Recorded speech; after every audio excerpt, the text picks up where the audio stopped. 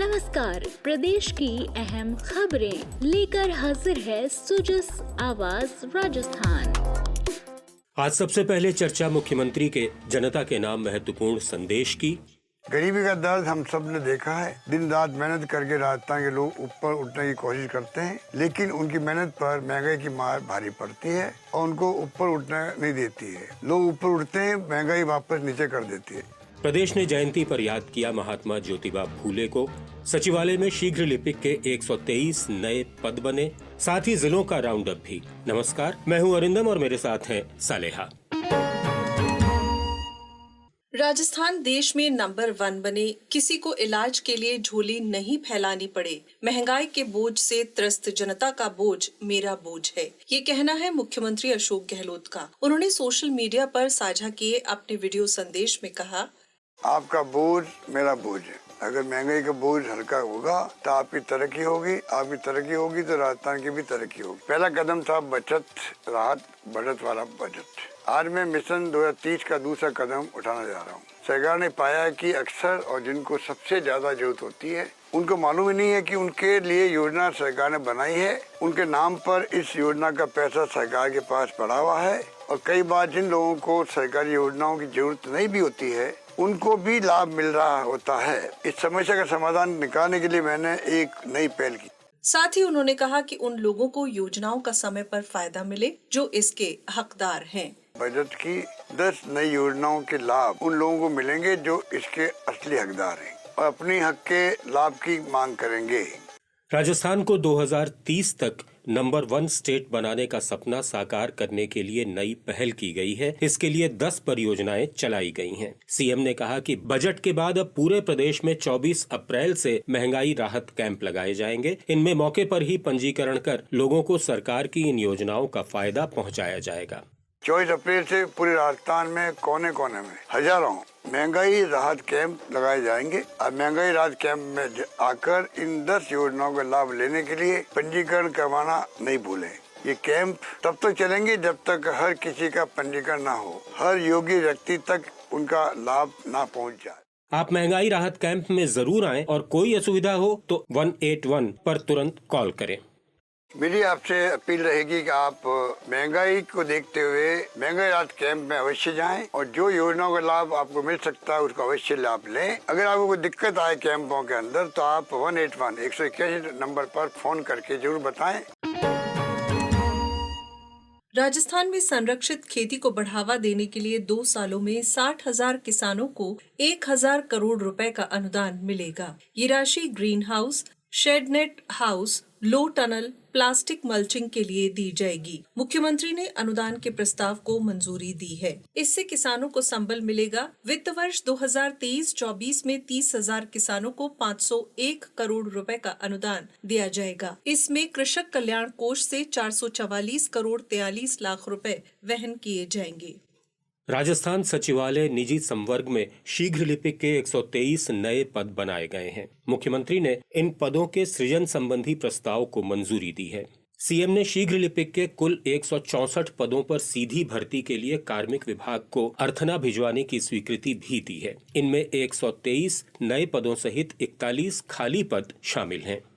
आज महात्मा ज्योतिबा फुले जयंती है। सीएम ने ट्वीट कर कहा कि महात्मा ज्योतिबा फुले के सामाजिक समानता, सुधारवादी आंदोलन और कुप्रथाओं के निर्मूलन के संघर्षों का समाज कृतज्ञ है। आज उनके स्मरण और सम्मान में प्रदेश सरकार ने सार्वजनिक अवकाश घोषित कर महात्मा फुले के पद चिन्हों पर चलने के संकल्प को मजबूती दी है। वहीं सैनी समाज ने राज्य सरकार की ओर से महात्मा फुले जयंती पर राजकीय अवकाश घोषित करने पर मुख्यमंत्री का आभार जताया है। अलवर में ज्योतिबा फुले सर्कल पर दीपदान कर आतिशबाजी की गई और खुशियां मनाई गई। समाज सुधारक ज्योतिबा फूले की जयंती पर आज करौली में ग्रामीण विकास और पंचायती राज मंत्री रमेश चंद्र मीणा ने सपोटरा के अमरगढ़ डांग में भारत रत्न अंबेडकर की मूर्ति का अनावरण किया। चित्तौड़गढ़ और अजमेर में उनकी प्रतिमा पर लोगों ने पुष्पांजलि अर्पित की। दौसा में महात्मा ज्योतिबा फूले जयंती पर कई कार्यक्रम हुए। दौसा, भरतपुर, अजमेर और करौली सहित कई जगह शोभा यात्राएं भी निकाली गईं। आपको ये भी बता दें कि मुख्यमंत्री ने हाल ही पेश किए राज्य सरकार के बजट में हर ब्लॉक में सावित्रीबाई फुले वाचनालय बनाने की भी घोषणा की है। अब मैं समस्त ब्लॉक मुख्यालयों पर भी सावित्रीबाई फुले वाचनालय में डिजिटल लाइब्रेरी स्थापित करने की प्रस्तावित करता हूँ।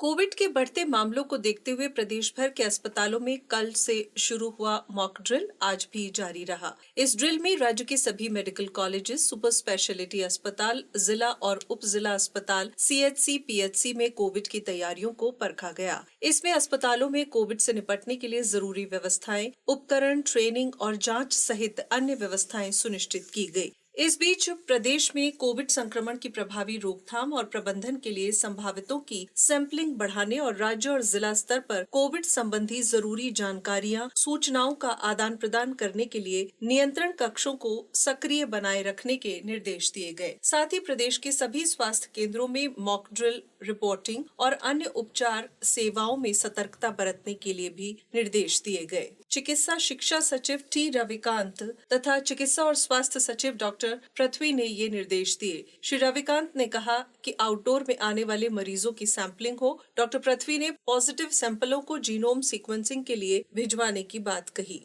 राज्यपाल कलराज मिश्र से राजभवन में देश के विभिन्न भागों से आए ख्यातनाम कलाकारों और बड़ौदा यूनिवर्सिटी के कला प्राध्यापकों और विद्यार्थियों ने मुलाकात की। इस मौके पर राज्यपाल ने कहा कि कलाएं मन को रंजित ही नहीं करती बल्कि जीवन जीने की उदात्त दृष्टि देती हैं। उन्होंने विभिन्न कलाओं के अंतर संबंधों की चर्चा करते हुए कहा कि सभी कलाएं एक दूसरे से घुलकर ही पूर्णता प्राप्त करती हैं।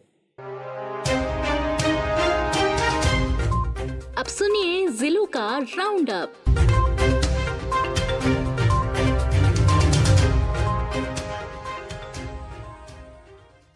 कोटा जिले के प्रभारी मंत्री प्रसादी लाल मीणा ने आज मोई कला में शहीद हेमराज मीणा महाविद्यालय का लोकार्पण किया। साथ ही 2 करोड़ की लागत से बनने वाले खेल मैदान की आधारशिला रखी। उन्होंने जिले को 1 करोड़ के अन्य विकास कार्यों की भी सौगात दी। इसके अलावा चिकित्सा मंत्री ने कोटा के कैथून में पहली जनता क्लिनिक का उद्घाटन किया।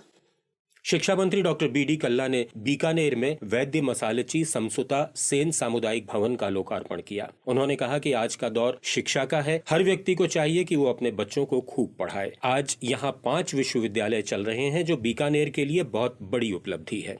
श्रीगंगानगर में सरकारी BSc नर्सिंग कॉलेज की फर्स्ट ईयर की कक्षाएं शुरू हो गई हैं। विद्यार्थियों के शपथ ग्रहण समारोह में कल इसका शुभारंभ हुआ। इस मौके पर विधायक राजकुमार गौड़ और जिला कलेक्टर मौजूद रहे। विधायक ने इस इलाके में 3 सरकारी कॉलेज खोलने के लिए मुख्यमंत्री का आभार व्यक्त किया।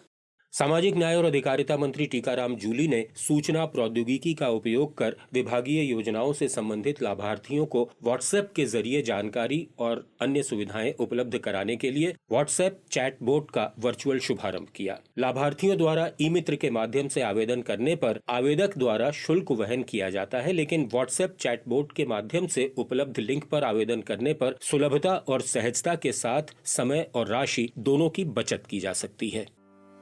राजस्थान सरकार की मुख्यमंत्री कन्यादान योजना आर्थिक रूप से कमजोर परिवारों को राहत पहुंचा रही है। टोंक जिले की उनियारा तहसील के गांव रानीपुरा के निवासी गोकुल देवी पत्नी महिपाल मीणा को अपनी बेटी की शादी में इस योजना के तहत 41,000 रुपए की आर्थिक सहायता प्राप्त हुई है। गोकुल देवी ने कहा कि वह विधवा है। उनके पति का 2020 में निधन होने के बाद परिवार में कोई कमाने वाला नहीं है, इसलिए परिवार की समस्त जिम्मेदारियां उन पर ही हैं। उन्होंने कर्ज लेकर अपनी बेटी की शादी की थी। वे कहती हैं कि उन्हें सामाजिक न्याय और अधिकारिता विभाग की मुख्यमंत्री कन्यादान योजना के बारे में जानकारी प्रशासन गांवों के संग अभियान से हुई। उन्होंने कहा कि जब वह विभाग में गई तो बताया गया कि शादी के 6 महीने के भीतर ई-मित्र के माध्यम से आवेदन करना होता है, जिसमें मूल निवास, जाति प्रमाण पत्र, राशन कार्ड, शपथ पत्र, विवाह प्रमाण पत्र, विधवा महिला के पेंशन, PPO आदि दस्तावेज